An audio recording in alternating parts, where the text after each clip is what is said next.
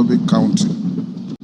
May I also accord special recognition to all cabinet secretaries present and particularly acknowledge 4 of them who are former ranking members of the Houses of Parliament, namely Aden Duale EGH, former leader of the majority party in the National Assembly, Honorable Onesimus Murkomen EGH, former Senate Majority Leader, Honorable John Badi EGH, Honorable Opio Wandai EGH,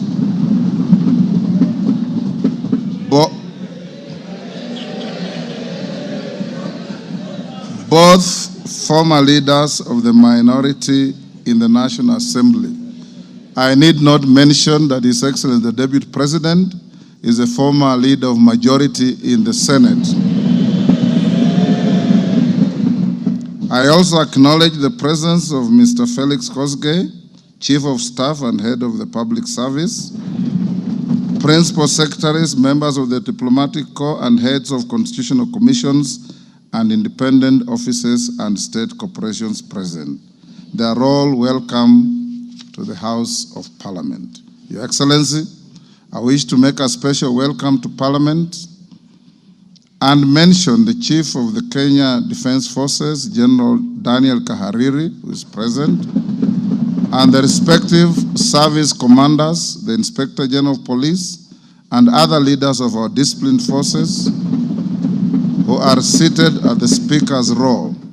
Parliament is grateful for your distinguished service to our great nation. To all invited guests, we say, Karibuni sana kwa bunge letu. Your Excellency, honorable members, distinguished guests, ladies and gentlemen, it is now my singular honor and privilege to invite His Excellency the President of the Republic of Kenya and Commander-in-Chief of the Defense Forces to address this special sitting of Parliament. Welcome, Your Excellency.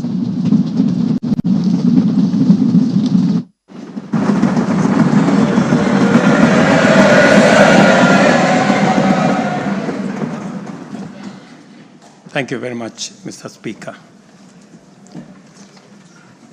The Honorable Speakers of Parliament,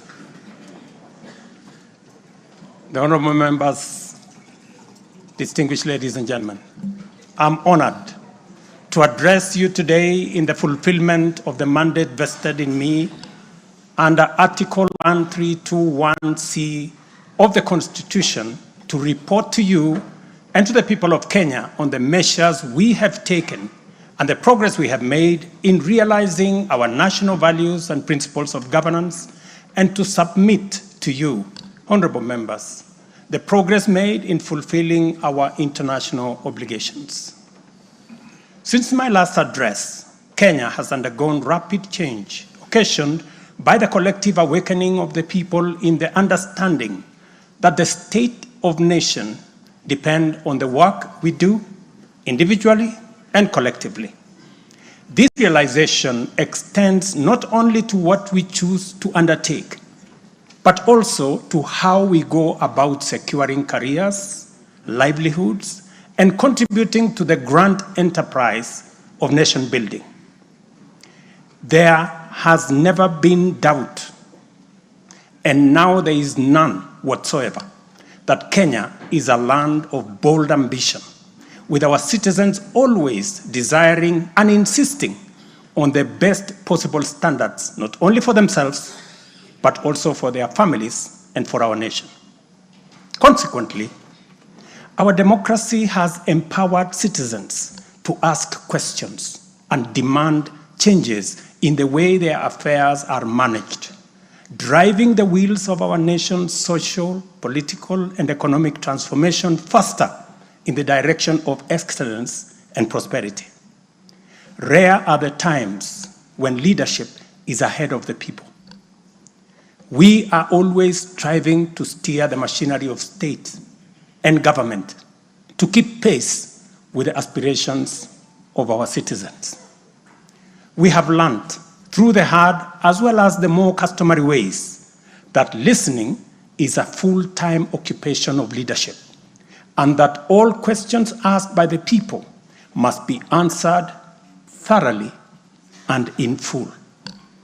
We have learned never to take anything for granted and make every effort to carry all our people along with us in the pursuit of our transformation. The context in which I make this national address is not only significantly different from previous occasions, but it is also a singular moment with unique historical implications for us all.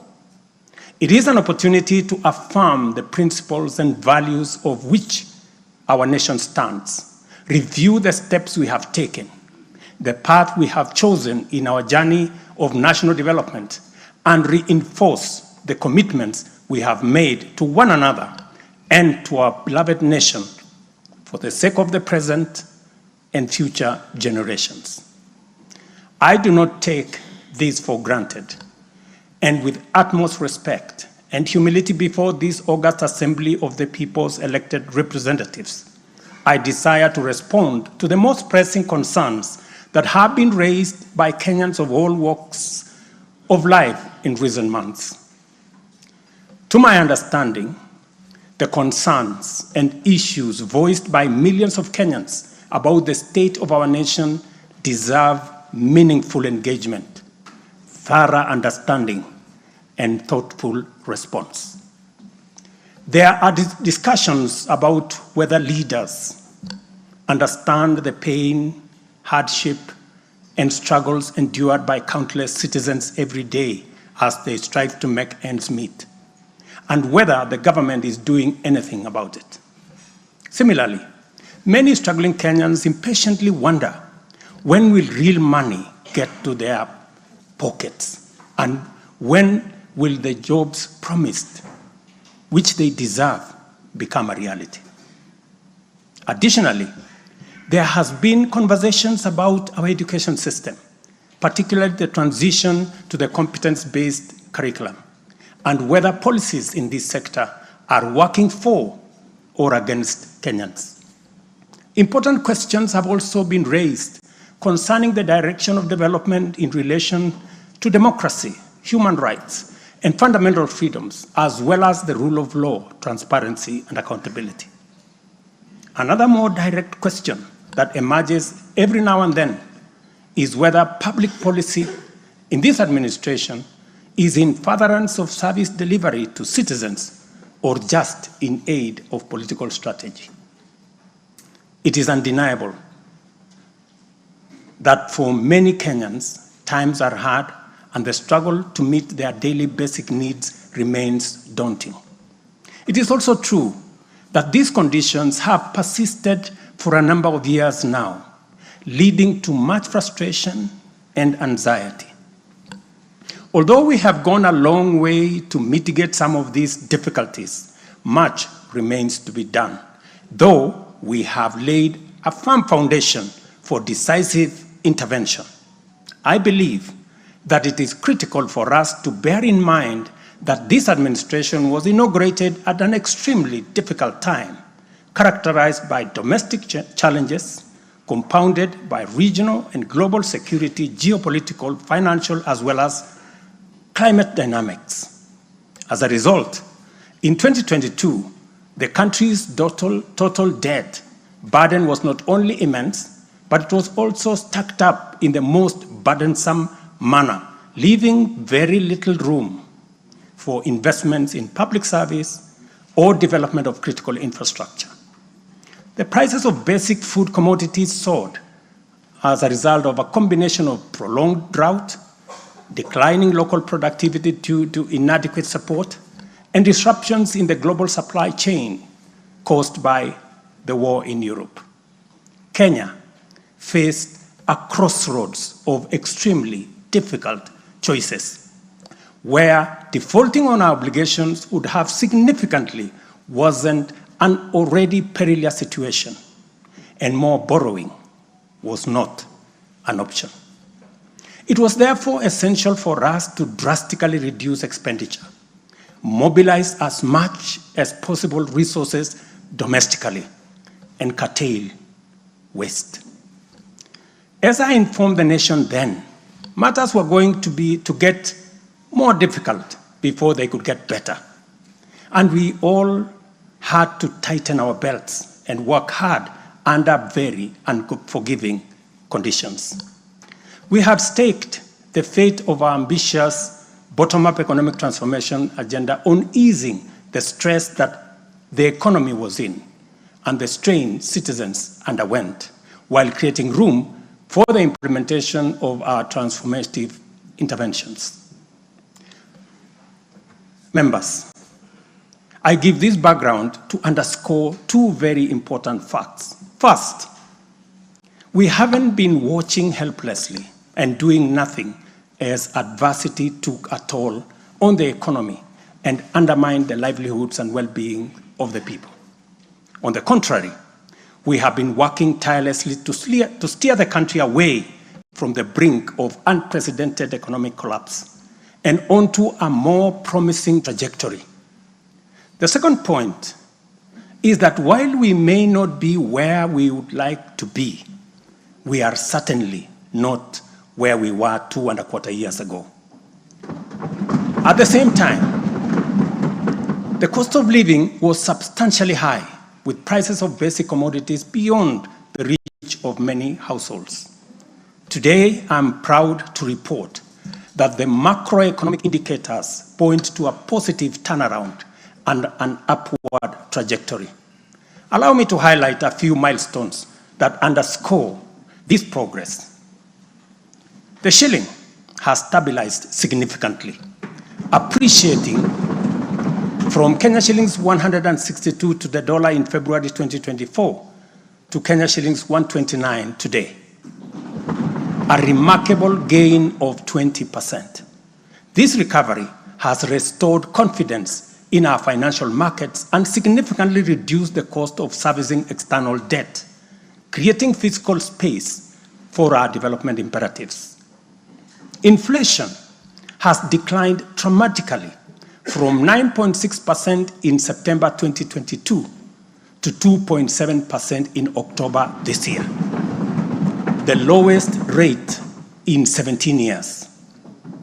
This achievement has been the consequence of favorable weather and our deliberate efforts to support farmers with affordable inputs, including subsidized fertilizer, leading not only to increased production but also productivity and lowering the prices of many cereals, including maize, pulses such as beans and peas. Our foreign exchange reserves have surged by US dollars 2.4 billion to hit a new record of US dollars 9.5 billion, providing a 4.8 month of import cover, the highest in 10 years. This resilience yields us or shields us from external shocks in the global economy and restores investor confidence. Ladies and gentlemen, interest rates are also trending downwards, reducing borrowing costs and freeing up fiscal space for growth-enhancing initiatives by business. Tax revenues have grown by 11.5% in the year to June 2024, reflecting the success of our tax-based expansion measures. The economy continues to grow steadily, recording a 5.6% growth rate in 2023, among the highest globally. We project 5% growth this year and 5.6% growth next year. Honorable members, our efforts to secure food security and stability are already bearing fruit. Since February, we have distributed subsidized fertilizer to 6.45 million registered farmers in 45 counties, enabling them to increase their yields. And this year, we have procured and through e-vouchers distributed 7 million bags of both planting and top dressing fertilizer to boost food production across the country. This intervention will see a projected increase in maize production, for example, to a record 74 million 90 kilogram bags. We have also concluded long-term agreements with 11 suppliers of assorted fertilizers so as to make this commodity available all year round. Fertilizer for the long rains season will be stocked in outlets nationwide, ensuring our farmers are ready to plant, grow, and produce. This forward momentum will not only increase our agricultural output, but also reduce our reliance on costly food imports, securing a more self-reliant and a more prosperous Kenya.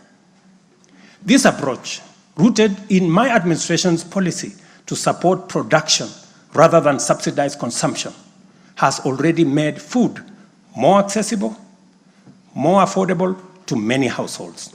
Today, Kenya boasts substantial national stocks.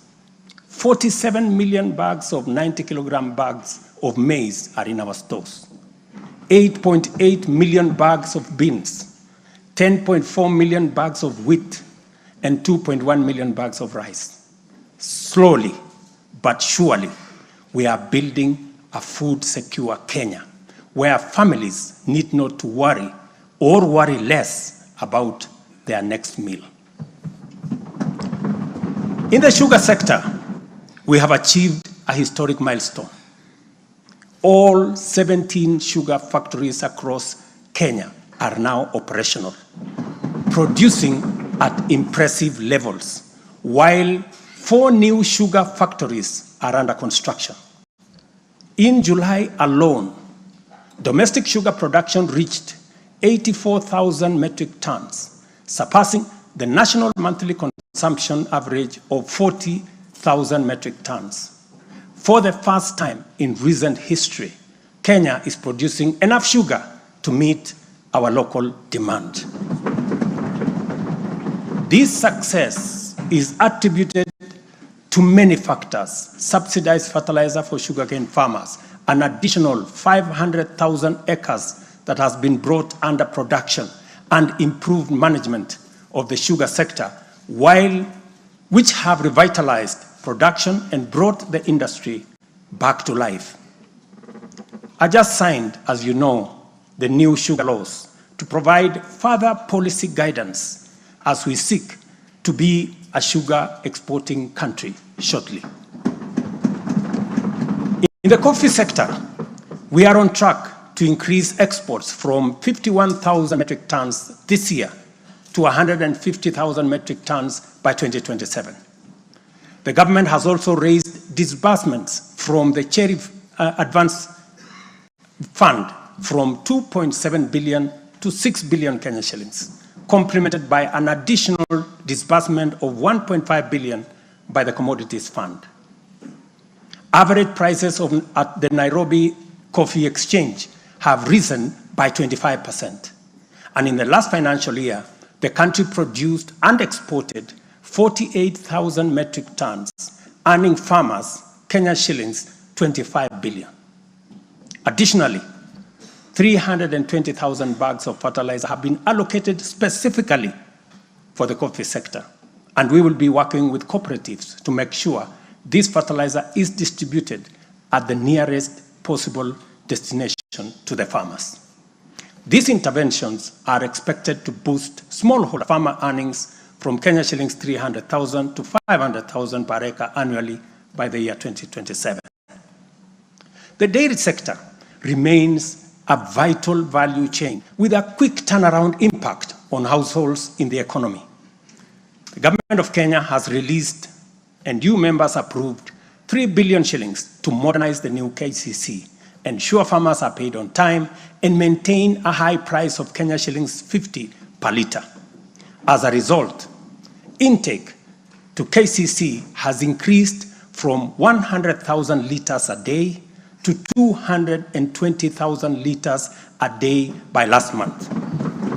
Other strategic interventions include the extension of duty-free imports for feed manufacturing raw materials, subsidized artificial insemination services, and the reduction of sexed semen costs from 7,000 to 2,900 through the Kenya Animal Genetic Resource Center.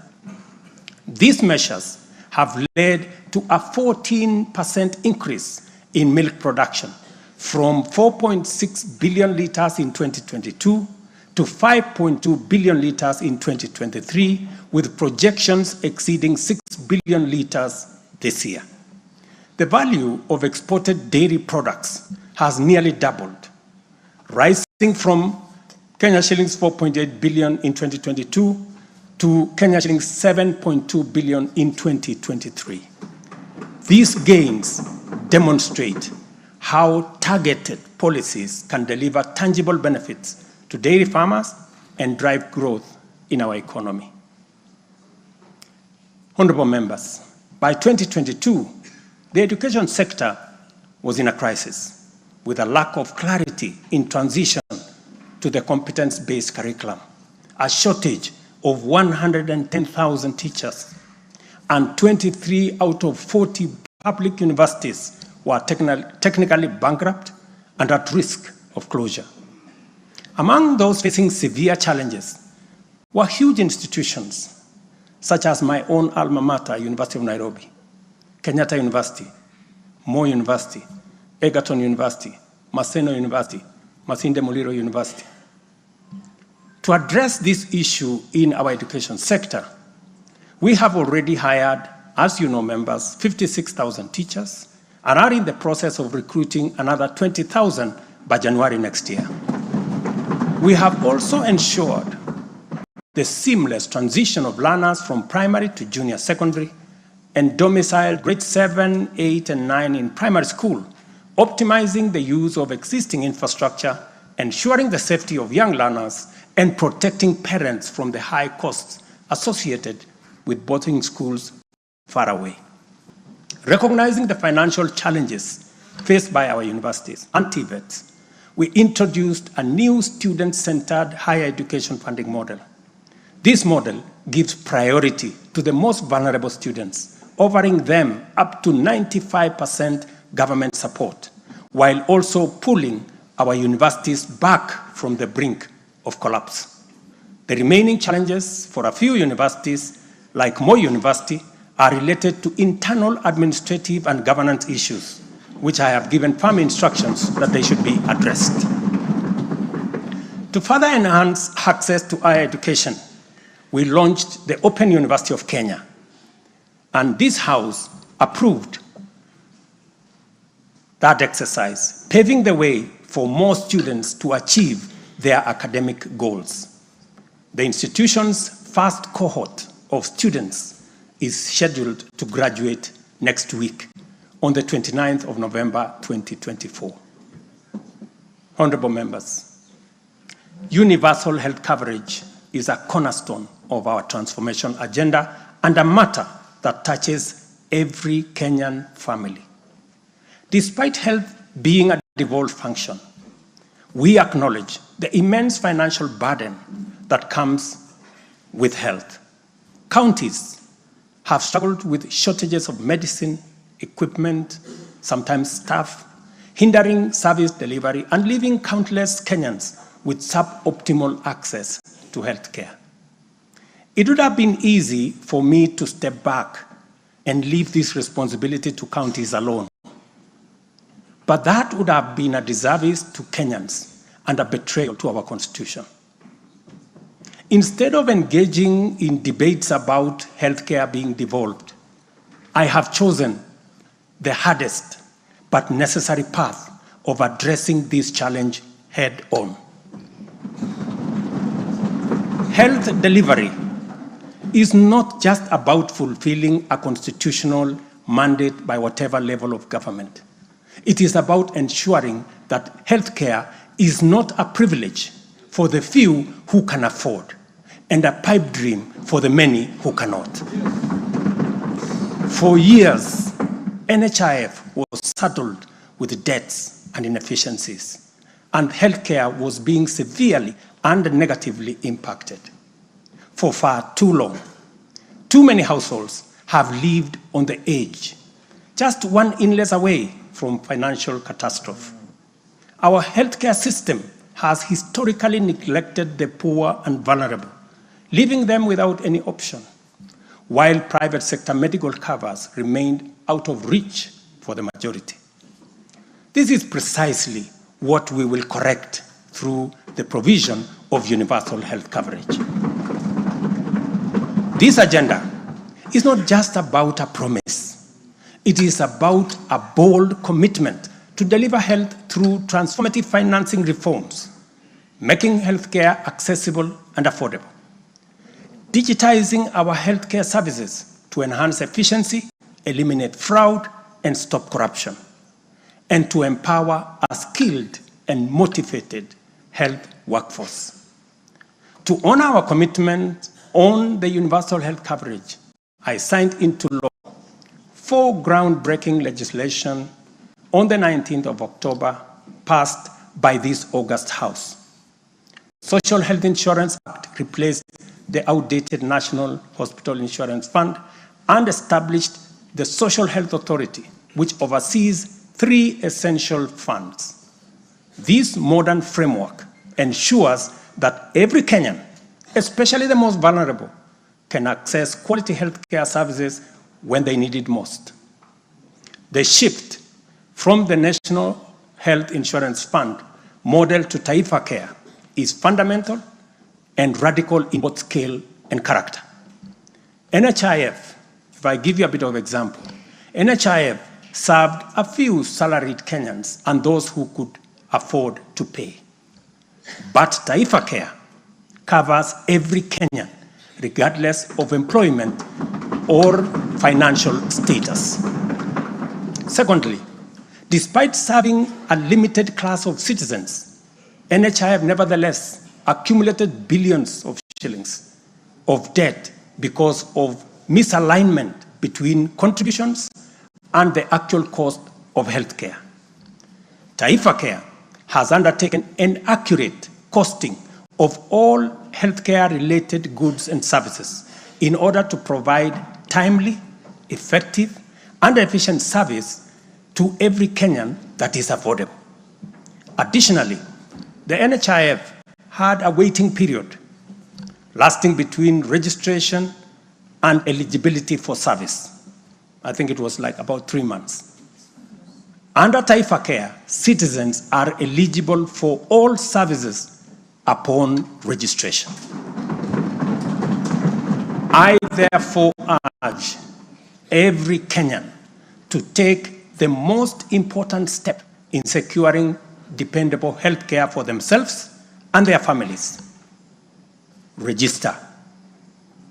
Register now or at the earliest possible opportunity. Honorable members, for the first time in our nation's history, free primary health care is increasingly becoming available at dispensaries, health centers, and hospitals.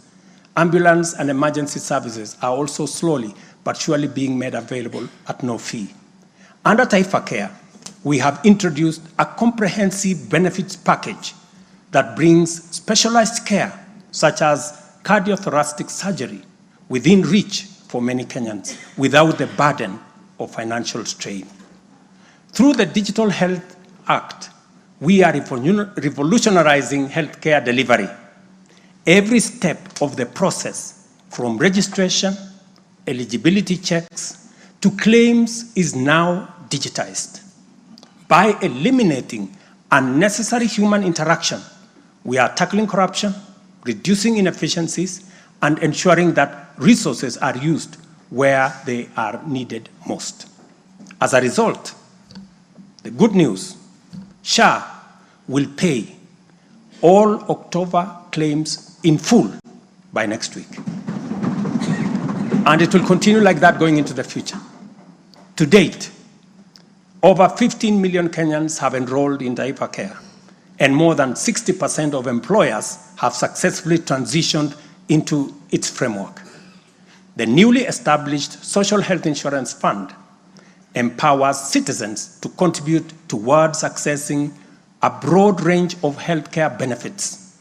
This represents a seismic change from the old reactive healthcare model to a forward-looking system that prioritizes prevention and preparedness.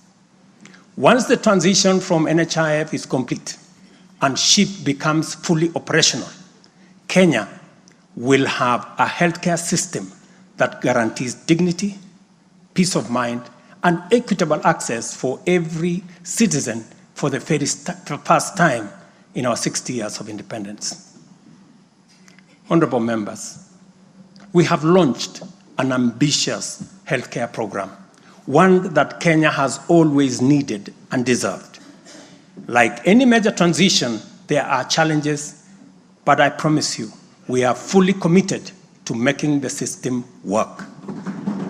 As we roll out this program, we are listening to citizen voices and collaborating with counties to deliver better healthcare services. Through the Facility Improvement Fund, which you in this House passed, we will ensure that hospitals are equipped with the tools they need, medicine, equipment, and other resources necessary to provide quality care, while involving citizens in decision-making at every facility. We are now doing the heavy lifting, clearing decade-old debts, ensuring access to medicine and equipment, and stabilizing a system that had failed too many for too long. We are building a healthcare system that serves every citizen with equity and dignity. Over the past month, we have disbursed Kenya shillings 5 billion to settle historical debts owed to the public, private, and faith-based medical facilities, some of which have been pending for over a decade. Another 3.7 billion will be disbursed tomorrow. This underscores our commitment to ensuring uninterrupted delivery of healthcare services, and we will continue to clear the remaining balances in a phased-out approach over the coming months. This sustained effort aims to restore confidence in the healthcare system and ensure seamless access of quality services. Honorable members, there is a compelling body of data projecting that not only is the future of humanity urban, but also that Africa has the fastest rate of urbanization. Kenya is no exception, and in fact, many of our counties are urbanizing rapidly. Dear Kenyans, we have a date with an urban future, and the only choice we have is what this urban future will look like. Will it be characterized by decent, dignified, safe, and livable neighborhoods and communities? Or will it be haphazard, unsanitary, and safe slum dwellings? This is the fundamental question that our affordable housing plan seeks to answer. Kenya has a serious housing deficit, and the cost of housing is beyond the reach of the majority. While the social and economic efforts of this shortage are far-reaching, rent as a component of the cost of living is unsustainable. People are forced to choose between enduring long, punishing commutes to faraway homes or taking up less desirable spaces within reach. Supplying the number of units required to fill the affordable housing gap requires us to undertake construction throughout the country at the rate of 200,000 new housing units every year for 10 years. Many people have asked why they should be interested in affordable housing projects in rural areas. If you look around, you will witness the signs of our urban future. Land sizes are becoming smaller as the population grows in rural agricultural areas. To protect agriculture and food security from the effects of uncontrolled land fragmentation, urbanization must be planned and must be controlled.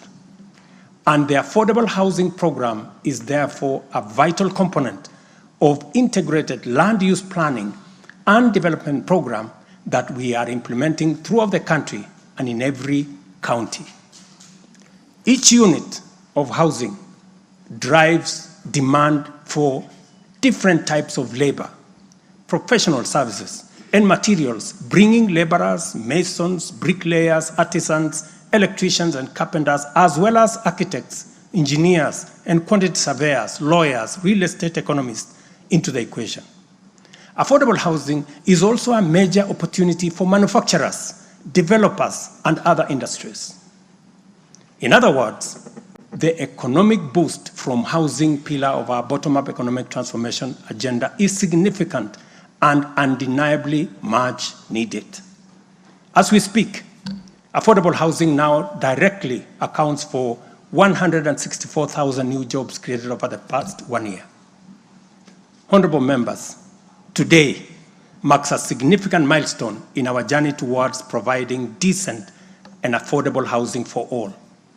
After 2 years of hard work under the Affordable Housing Program, I am proud to announce, and you have seen it in the newspapers, the launch of the sale of the first 4,888 housing units, now in completion, across 21 social housing projects.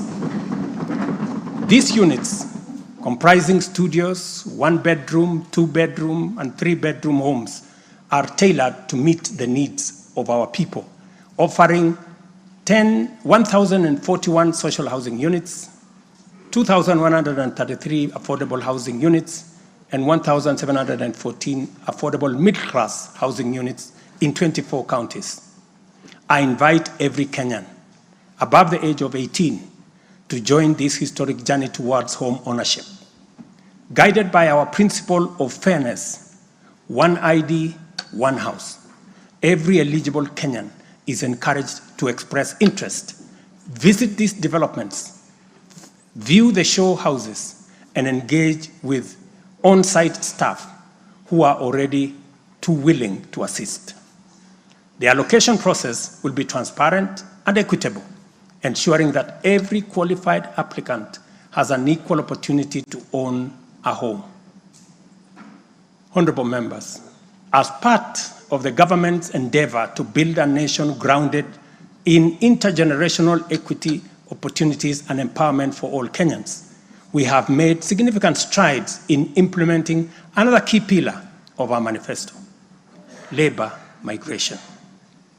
This initiative seeks to harness Kenya's abundant human capital by creating meaningful job opportunities abroad, empowering our citizens, and positioning Kenyan talent on the global stage. Since July 2023, we have successfully facilitated employment of 105,367 Kenyans across multiple countries in a wide range of jobs. These opportunities span professional, semi-skilled, skilled, and unskilled sectors, including positions for nurses, teachers, and chefs. The National Employment Authority, the lead agency driving our ambitious initiative to create jobs opportunities for qualified Kenyans locally and internationally, currently has a role of 560,000 job openings worldwide. I have encouraged many members to participate in this space. Our focus extends beyond destinations such as the United Kingdom, Canada, Australia, Bahrain, Oman, United Arab Emirates, Germany, Saudi Arabia, Kuwait, and Qatar. We are also expanding our reach by actively negotiating bilateral labor agreements with new potential markets, including Russia, Poland, and Jordan. These efforts are driven by our commitment to open up new pathways for employment, ensuring that Kenyans are well represented in the global workforce. In the digital economy, we are expanding last-mile fiber optic connectivity using the extensive Kenya Power Transmission Lines network to the most remote and underserved areas of Kenya, and making significant strides to establish digital and ICT hubs. This has created a foundation for digital transformation, enabling IT economy workers, young digital creators, and entrepreneurs to access a wealth of opportunities locally and globally. By bridging the digital divide, we are empowering our youth to compete on an equal footing in the global marketplace and showcasing Kenya's ingenuity and innovation. I congratulate members of this august House for being part of this grand digital plan. Your support, encouragement, and effort is duly recognized. We have also prioritized the empowerment of individuals within the informal sector by unlocking their potential through targeted investment. This includes accessible loans, capacity building programs, and regulatory reforms designed to ease growth. A notable achievement is the partnership with the banking industry, which I participated in a month ago. This extended an additional 150 billion in loans to micro, small, and medium enterprises, complementing the government's efforts to nurture this vital sector. On financial inclusion, we have made remarkable progress through the Hustler Fund. To date, this innovative initiative has disbursed Kenya shillings 60 billion, benefiting 24.6 million Kenyans and mobilized over 3.3 billion in savings. The fund maintains a repeat customer base of 8.5 million beneficiaries with a repayment rate of 79%. To mark the fund's second anniversary, we have taken a bold step by launching a third product specifically tailored for small and medium enterprises. This new initiative will initially target 2 million beneficiaries who have demonstrated a strong credit history with the fund. By so doing, we aim to create a pathway for these entrepreneurs to transition into the formal banking system, thereby deepening financial inclusion and strengthening the SME sector. This milestone underscores our commitment to build a financially inclusive and economically resilient nation.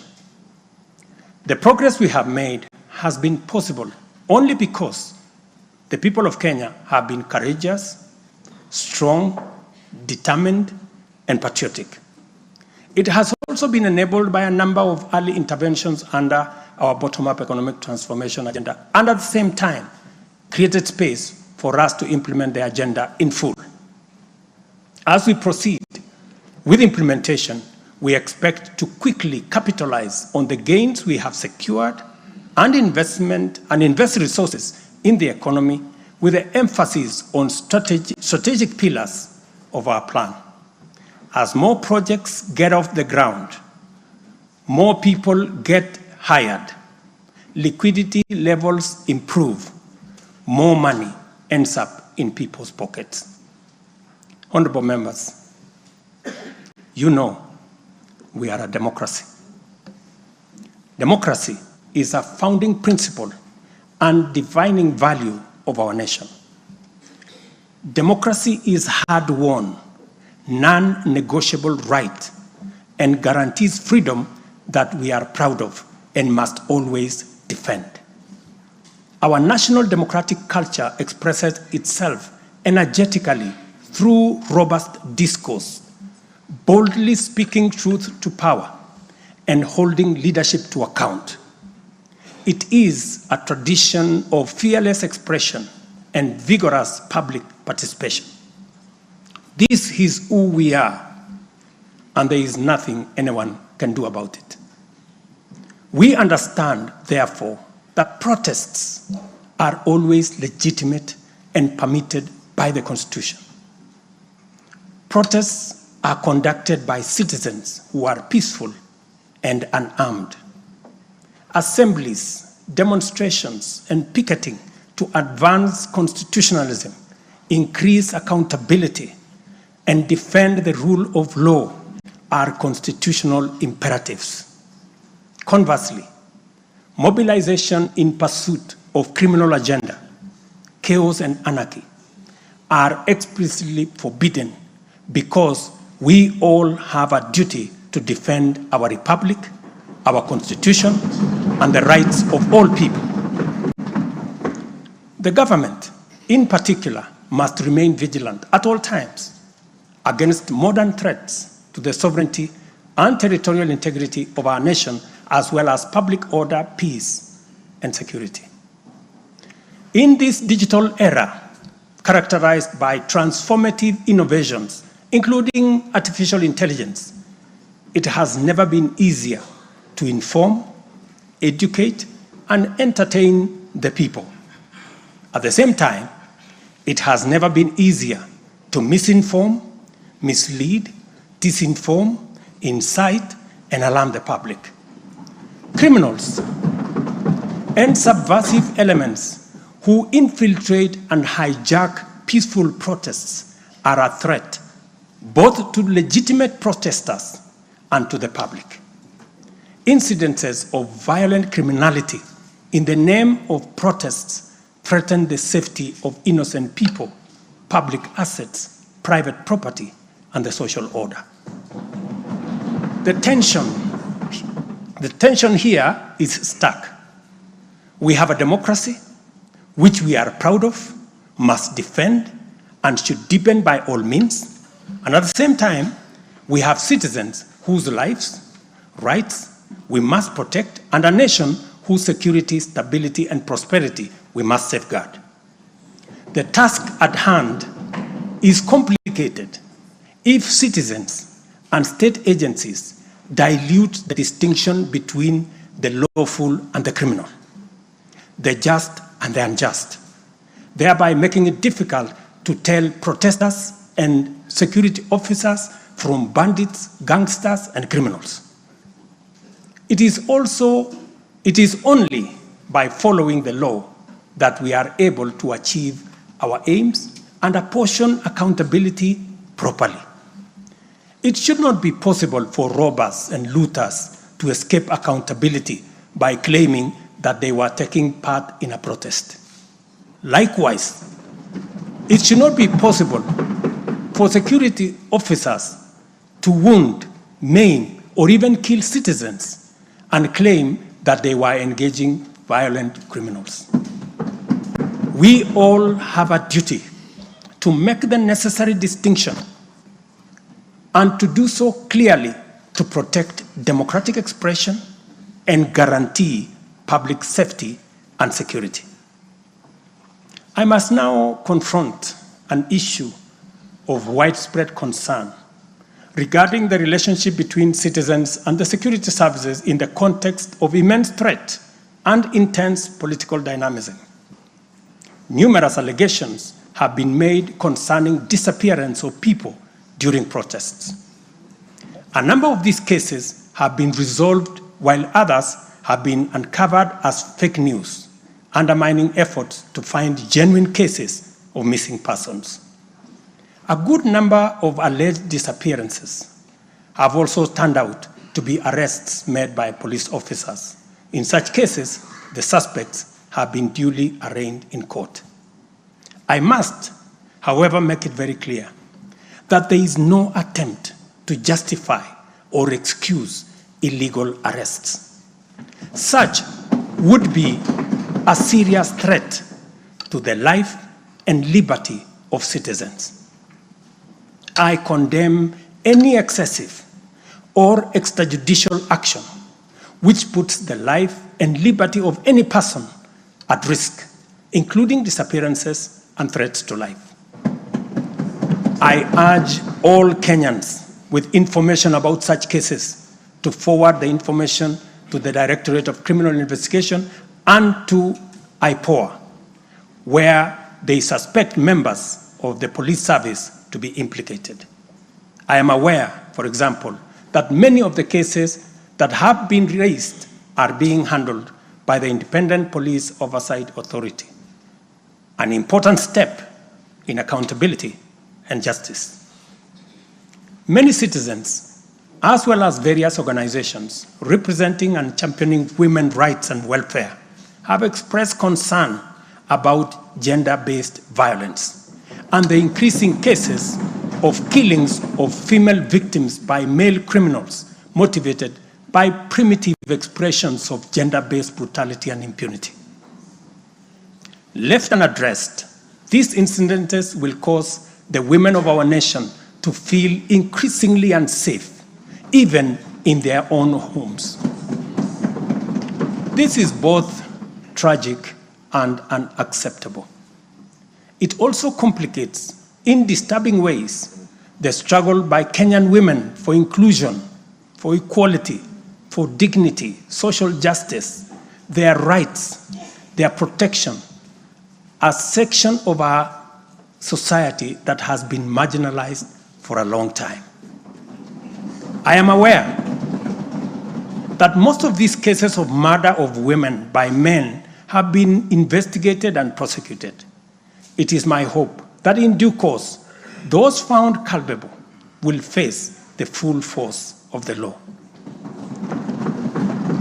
Members, it is time for each of us, political leaders, public officers, religious leaders, traditional institutions, and family members, to do our part in raising boys into morally upright men who will never need to affirm their masculinity at the expense of women. But instead, contribute to making our society just, safe, equal, and inclusive. I appreciate women leaders who have taken time to engage me and propose solutions to address this issue. I have held discussions with other leaders in government, and I have tasked the Deputy President to reach out and facilitate collaborative, broad-based, and multi-sectoral deliberations and recommend effective and radically transformative and affirmative action within the next 6 months. This Parliament will recall that early in my tenure, I engaged the leadership of both houses with recommendations on a working formula to actualize meaningful inclusion of women in national leadership. We must seriously question the drivers and the motives of resistance and reluctance to take the next step in actualizing the 2/3 gender rule. We must call out those who continue to sabotage these rights of women to contribute to the governance of our nation. Women are not second-class citizens. They deserve equal representation at all levels.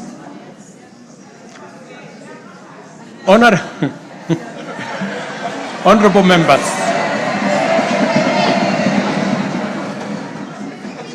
without a doubt, honorable members, without a doubt, every shilling of our national revenue matters and must be used to deliver maximum value to Kenyans. Wastage, corruption, and the abuse of office are grave risks to national transformation and a direct threat to the well-being of the people. I have given my full commitment to serve as a responsible steward of public resources. To begin with, I have championed the automation and digitization of government services and revenue collection to promote transparency, seal loopholes that lead to revenue losses, enhance accountability, and eliminate opportunities for corruption, therefore improving efficiency, transparency, and integrity. I am delighted to report to this House on the dramatic improvements we have recorded by automating and digitizing our revenue collection and service delivery through eCitizen. We have so far digitized 20,855 government services, up from 350 in 2022, representing an increase of almost 6,000%, while we have significantly improved revenue collection. Take the case of Kenya Wildlife Service, whose total revenue for the year ending June 30th, 2023 was 5.3 billion. But after implementing a digital revenue collection system, the revenue grew to 7.6 billion in the year ending June 30th this year, representing a 43% increase. This initiative alone has firmly put KWS on the path to self-sufficiency, freeing the corporation from reliance on exchequer support. I commend the teams at KWS, as well as all other government institutions that have leveraged technology and the digitization process to improve revenue collection. Under the Digital Health Act that you members passed in this House, we are determined to enhance efficiency and transparency provided by technology in the provision of healthcare services to eliminate fraud and fake claims. Tax revenue mobilization by the Kenya Revenue Authority, starting with its customs revenue system, is equally being worked on to ensure that revenue leaks are eliminated. Because corruption is a serious risk to social justice, sustainable development, and national security, and the bottom-up economic transformation agenda, I am harnessing our working relationship with other arms of government to encourage the judiciary and parliament to enhance integrity and efficiency by adopting digitization and automation.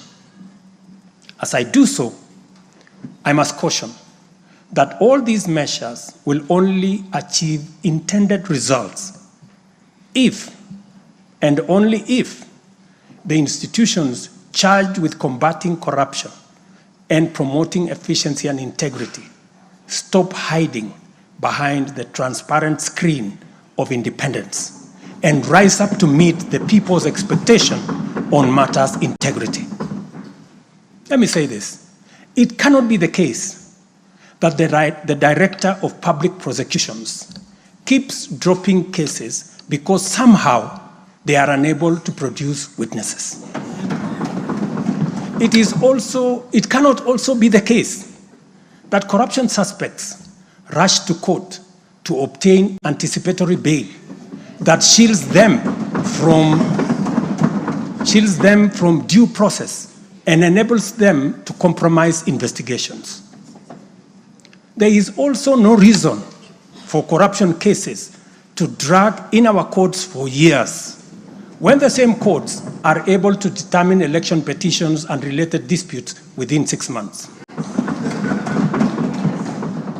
Members, it is also unacceptable for the Houses of Parliament to deny the nation a much-needed instrument in the war against corruption by continuing to sabotage the passage of the Conflict of Interest Bill.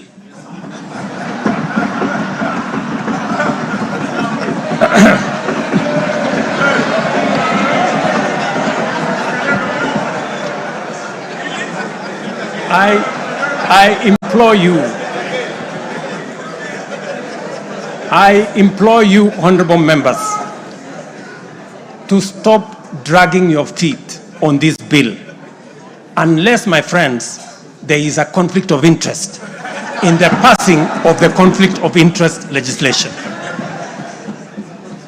Similarly, the National Treasury has been dragging its feet in the implementation of an e-procurement system for the last 10 years.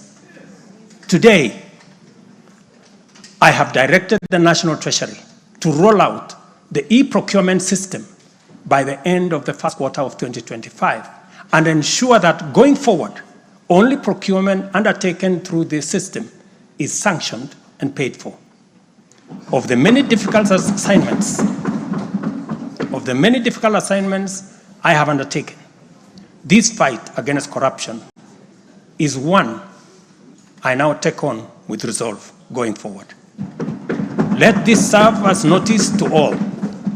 Independent institutions charged with this responsibility must up their game, pull up their socks, and match up to the expectations of the people of Kenya.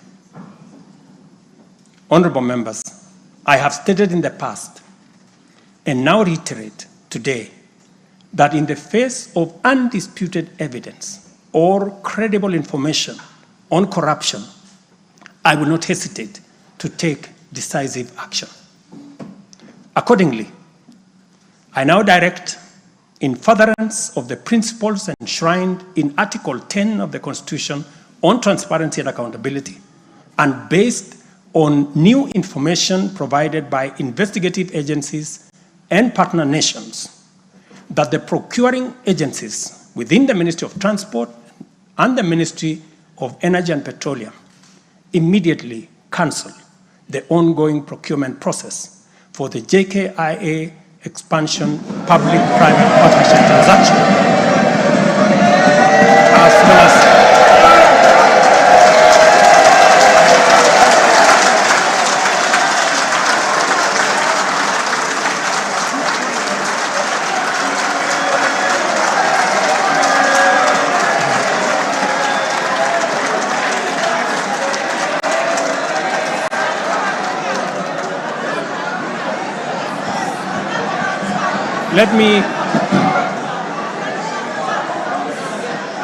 Let me repeat this for clarity. I have said that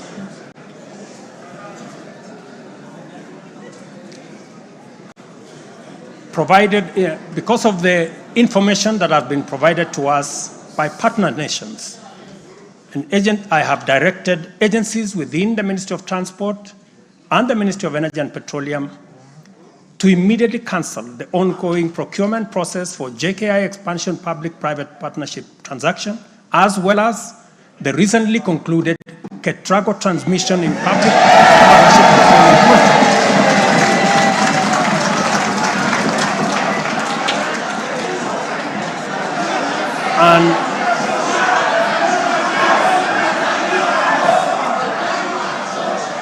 and immediately commence the process of onboarding alternative partners, because these are important projects. Honorable members, the work of taking our nation forward is our collective responsibility as citizens. For this reason, we value the contribution of all, whether they come in the form of support or encouragement, suggestion or proposal, criticism or protest. I believe that the most powerful component of leadership is listening and learning. Therefore, I engage with you and listen to all citizens, their elected leaders, public officers, administrators, teachers, and other professionals, learners and the youth, farmers, fisherfolk, pastoralists, traders, craftsmen, artisans, nurses, doctors, community health promoters, and workers across all types of sectors in every sector. I listen too to religious leaders, the civil society, industrialists, entrepreneurs, and professionals. Their contributions and everyone else's have my full attention and commitment to respond through positive, affirmative action that takes the national transformation endeavor forward. I commit to continue listening and acting, to engage, debate, deliberate with you, and to take your input into consideration in serving our nation. By design, the bottom-up economic transformation agenda is defined by its capacity to elicit feedback in the course of implementation and incorporate the same in making improvements and further progress. With every input from stakeholders, our ability to drive progress increases. By listening to you and to every Kenyan, I am able to serve this nation better. As we take part in this necessary discourse, I want to make one thing very clear. I am fully invested in the success of the strategies, policies, programs, and projects under our plan. For this reason, I am committed to do all it takes and work with every willing Kenyan until we succeed, because failure is not an option. Given the challenges our nation has faced, it has become clear, honorable members, that overcoming these obstacles requires the collective energy, the collective wisdom, ideas, and goodwill of Kenyans of all political, cultural persuasions, religious beliefs, and walks of life. The wisdom of entrenching national unity and inclusivity as a national value in our Constitution is clearly evident. Our diversity is our source of power. And this moment in the history of our nation calls for radical collaboration to transcend our challenges. We do not have the luxury of magnifying our differences. It is time for all of us to pull together and usher the nation into the future of our dreams. With this in mind, I initiated extensive consultations with leaders from across all divides, public and private. Through these engagements, we resolved to reimagine unity and inclusivity and harness the full potential of our nation through bipartisanship, which culminated in the formation of the broad-based cabinet.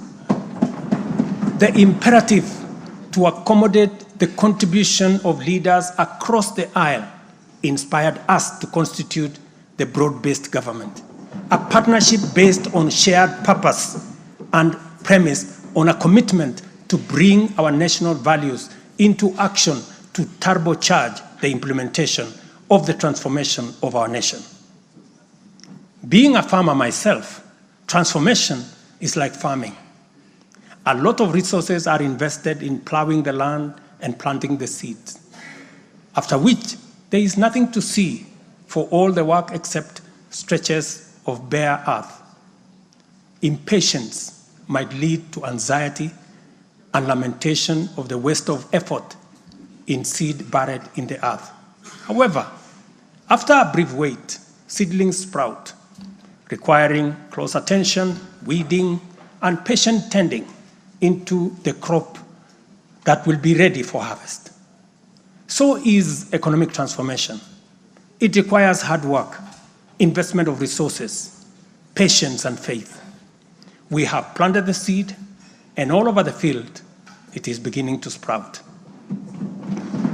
While admittedly, there remains much to fulfill, our collective hope to deliver the national economic transformation that this nation so dearly deserves is on course. I am proud to declare that we have also made undeniable progress in building on the strong foundation laid in previous years and getting the National Development Project off the ground. Honorable members, from the reports that I have the honor to table for your consideration and debate, there is reason to be optimistic that our forward march is unstoppable and that our capacity and commitment to live and work by our national values and principles of governance are stronger than ever before. Our nation is a proud member of the international community, making our contributions to the global progress boldly and with great determination. We stand collectively facing the dawn with confidence that our expectations of a bright daylight is not in vain. In summary, honorable members, and all fellow citizens, the state of our nation is resilient. And now, honorable speakers, it is my pleasure to submit to Parliament the following 3 reports as required by the Constitution. Number 1 is the report on all measures taken and progress achieved in the realization of national values. The second, report on progress made in fulfilling the international obligations of the Republic of Kenya. And the third, report on the state of our security. Now, therefore, I hand over the reports to the Speaker of the Senate and to the Speaker of the National Assembly. Thank you all. God bless you, and God bless Kenya.